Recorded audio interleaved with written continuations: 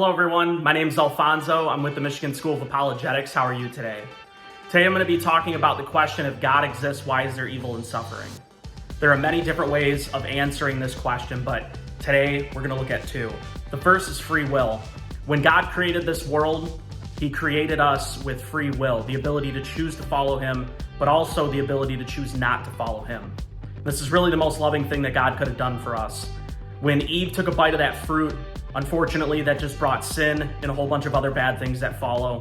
And when we look in today's world, we can see that evil happens all the time between mass shootings, genocide, and the list goes on and on. Now, some of you may be asking, well, why couldn't God just create a world where there isn't any evil at all?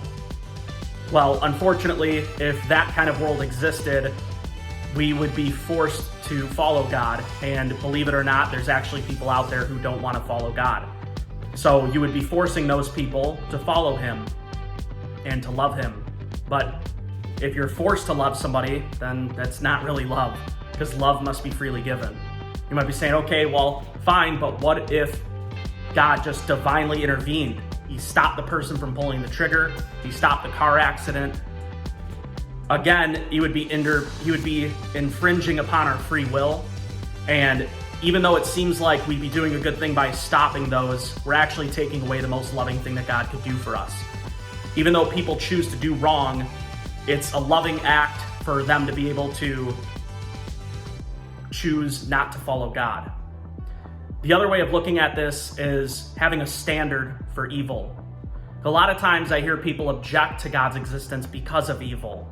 That's a little bit different of how we looked at the first way of answering that. If someone objects to evil, we really need to know what evil is, because evil doesn't really exist on its own. It's a byproduct of that which is good. Think of shadows and sunshine. The only reason why shadows exist is because of the sunshine. You can't have shadows without sunshine. Or think of a crooked line. The only reason why we know that a line is crooked is because we have straight lines. So evil doesn't exist on its own. The only reason why we recognize it is because we know that good exists. But if we don't have a standard by which to judge good and evil, then everything boils down to mere human opinion. You might think, well, whatever benefits or perpetuates society, but that is just a human's opinion. Whose society are we benefiting? Though I agree doing good is morally right, there needs to be an objective standard for good in order to judge good and evil. And that standard is God's very nature. God exemplifies good. I hope you enjoyed today's video. Make sure to like us on Facebook and follow us for more answers to questions like this. Thank you.